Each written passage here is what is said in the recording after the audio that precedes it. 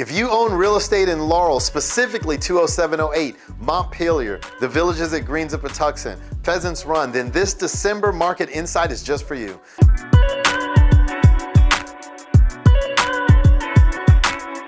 It's me, Melvin Yates, your neighborhood real estate broker with EXIT Flagship Realty. And on this month's Laurel Real Estate Market Insight, we'll focus on empowering you with the real estate facts and data, no fluff.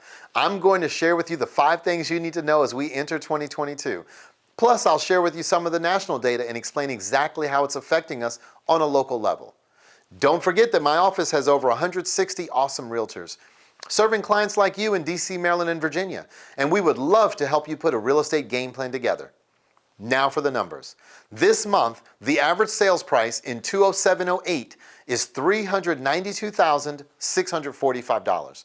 Now this is an 18% increase over the last 12 months and an 11% decrease over the last 30 days. So what that means is that if you purchased a home, say a year ago, for $300,000, on average, that home is worth about $355,000. You've gained $55,000 of equity in 1 year. So now the average days on market, which is the time it takes to find a buyer for a home sold in Laurel during November, was 10 days, which is slightly ahead of the county average. Now, in the last month, we had 32 new homes come to market, which are the number of homes that were listed for sale. Now, this is a huge issue because we only have about 3 weeks of total inventory in 20708, which means that we just can't keep up with the demand. Now, though this is concerning for my buyers, this is a huge opportunity for my sellers who should strongly consider taking advantage.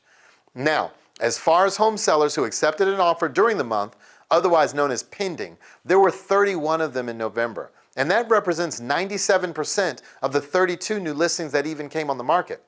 Now, there were 20 homes that did ultimately sell during the month of November in all of 20708. That's actually down 4.8% over last month, but up 25% over last year this time. So as the data shows, this is a textbook supply and demand problem. My agents have lots of qualified buyers who want to buy right here in Laurel, specifically 20708, and they're willing to pay top dollar. I just need more houses for them to buy. So if you're thinking about moving up, moving down, or maybe moving away, the perfect time for you could be right now. Now, before I jump into the national data and explain how it affects us locally, feel free to text me an address, any address, and I'll shoot over a free market analysis on that specific home. Or you can schedule a confidential strategy session with me or my team using the link. Of course, you can call or email me anytime. I also want to thank the hundreds of thousands who watch my market insights and other informative videos, and the tens of thousands of families who have been able to benefit in some way from the information, and the thousands of clients we've served over the years. I will continue to work at being the most educated advisor on real estate topics in DC, Maryland, and Virginia. So when do most listings come on the market? In a normal market, it would be the second quarter of each year, the spring real estate market. Typically April, May, and June of every year, but the reality is that the market right now is anything but normal. The pandemic and coming out of the last couple of years is that the seasonality of traditional real estate has kind of been thrown out the window. So we'll start here. Home sellers have historically moved when something in their lives changed, a new baby, a marriage, a divorce, or a new job. Now this comes from Jessica Lautz, the Vice President of Demographics at NAR, National Association of Realtors. She goes on to say, the pandemic has impacted everyone, and for many, this became an impetus to sell and make a housing trade. The pandemic caused a lot of people to say, we need something different in a home. Now it goes on to say the pandemic likely spurred occupants to shorten their home stay as tenure in the home decreased from 10 years to 8 years. Now, according to the report, now this is important here. This is the largest single year change of home tenure since NAR has been collecting the data. The historical data showed that families used to move about every 6 years, but after the housing crisis in 2008, tenure in homes began to rise. What we're seeing in this new report is that, we're starting to see the tenure come down. Very interesting as we look at it, and here's what it looks like graphically, going all the way back to 1985. you'll see the average of about 6 years of some staying in their home, most people staying, some people staying longer, 7, 8, 9, 10 years. The average just over 9 years now in a home over the last 10 years or so. Now, there are a lot of good reasons for that. A lot of people maybe didn't have the equity to make a move. Maybe they were underwater for a while in the home that they own. Maybe they just said, we're not gonna do anything. We're just gonna try to pay the house off. Now, coming out of a pandemic, we're seeing that dip down. Now, I'm certainly not saying that 1 year would make a trend by any stretch of the imagination, but I think we can safely say that it represents pent-up seller demand in all those years that folks have stayed in their homes. We can say the meaning of a home has dramatically changed. We can also say there's more equity in homes now than there has ever been before in history.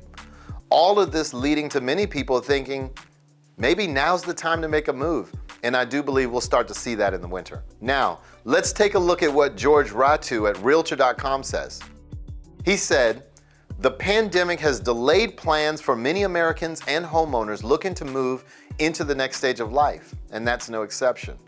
Recent survey data suggests the majority of prospective sellers are actively preparing to enter the market this winter. So going back, a lot of reasons we just talked about, folks thinking about moving. This study is saying we're seeing a lot of those people preparing to enter the market this winter. In that same study, 65% said that they either just listed or plan to this winter. 93% said they've already taken the steps toward listing a home, including working with an agent. 36% have researched the value of their home and others in the neighborhood. And as well as we've started making repairs and doing what they need to do to sell the home. I think today in this market, being prepared, being educated, and taking action, if appropriate, is what I want for you. Now, Danielle Hale says that this new listings have risen now for the second week in a row, with this recent survey data suggesting that a growing share of homeowners and potential sellers are eager to find new homes. Now, there's reason to believe this may be the start of a welcome trend, especially as we move into cooler months. As we look into the winter, the data shows that we're going to see more activity among sellers and among buyers than we've seen in quite some time, as seasonality has been thrown out of the window. Now, let's just talk for a minute about interest rates. Probably one of the biggest things that's going to be talked about as we go into the new year. What's going on with the interest rates? The overall outlook is interest rates are going to rise. And this is a look right now at the 30-year fixed. We've used this, many times over the last couple of years as we go back and look at January of 2020 prior to the pandemic, which is basically rates are knocking on the door of 4%. Right now, the average 30-year fix is right at 3.1%. Many calling for that rise to go into next year. Now, I'll show you what forecasters are saying, but if you were to ask me what's going to happen with interest rates, I think we're going to go back to where we were. This is a historical perspective on rates. Now, looking back at 2016, 17, 18, 19, around four normal years, I guess, quote unquote, normal years in real estate, and we bounced somewhere between 3.5% and 5%. Now, I think we're headed back there. I think we're headed back into a much more normal interest rate environment. Now, we've seen some phenomenal, awesome rates over the last year or so, historically low rates on a 30-year fix. And I think we're just going to head back to a time where we were prior to the pandemic. The bottom line here is context matters, right now for the housing market and certainly for purchasing demand. The economy is improving. Millennials are continuing to age into their prime home buying years in large numbers. So the context remains good for the housing market. And I think overall, as we look at that, we can expect a rising interest rate environment going into next year. Now, I don't see that affecting the housing market dramatically, but it will cost more to buy a home in the coming months and years. Now, before we close, I'll quickly share some mortgage rate projections. This is an outlook from the four leading providers that we follow: Fannie Mae, Freddie Mac, MBA, which is Mortgage Brokers Association, NAR, as I mentioned earlier, National Association of Realtors. And what they're saying, sometime between the middle and the end of next year, forecasting between 3.5% and 4% in the average 30-year fix. So it is definitely going to cost more, I think. Now, you should expect interest rates to rise. And I don't have a crystal ball to say exactly what the interest rates are going to be. But as you can see, and I think we should all expect rising interest rate environment, and I'll continue to educate you as we go into the new year. Now, this next graphic is a home price forecast for 2022. Now, a lot of people are saying what's going on, what's going to happen next year to housing. I'm concerned. I'm concerned that, here we go again, all of that. Forecasters are calling for a 5.1% on average on housing appreciation.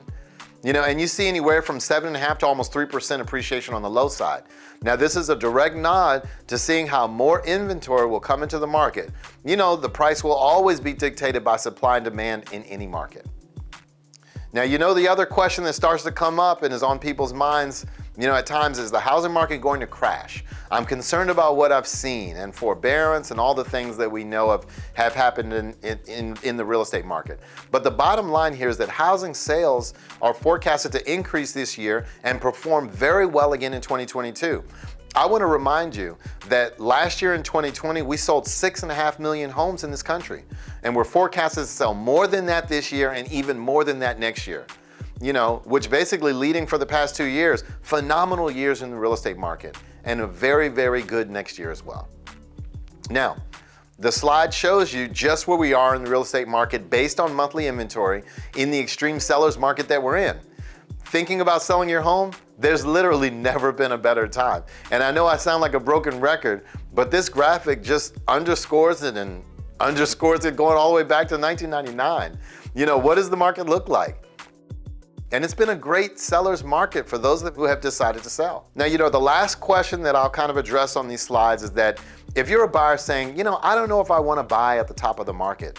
When you look at price appreciation, it's certainly not at the top of the market, but I know that it may feel that way. For my sellers out there, if you're saying, if we sell, we're going to have to pay more for another home. That's why I've laid out the appreciation forecast, so you can see for yourself. Pay attention to the data. Now, the best time to buy a home is this year, and the best time to buy a home, the next best time rather, is right now. And this was a survey done by the Home Price Expectation Survey.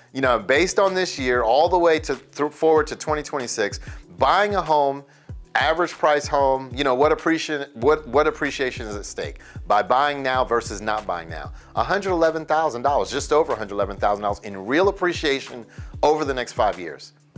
So as a buyer, helping you see what's at stake is part of my job. Now, I know you guys are seeing things in the news and hearing things from friends and family. Please know that I will continue to be your rock for all things real estate, giving you the facts and data, no fluff. So if you're thinking about moving up, moving down, or maybe moving away, your time could be now. Feel free to text me an address and I'll shoot over a free market analysis on that specific home, or you could schedule a confidential strategy session with me or my team using the link. Of course, you can call or email me anytime. Thanks.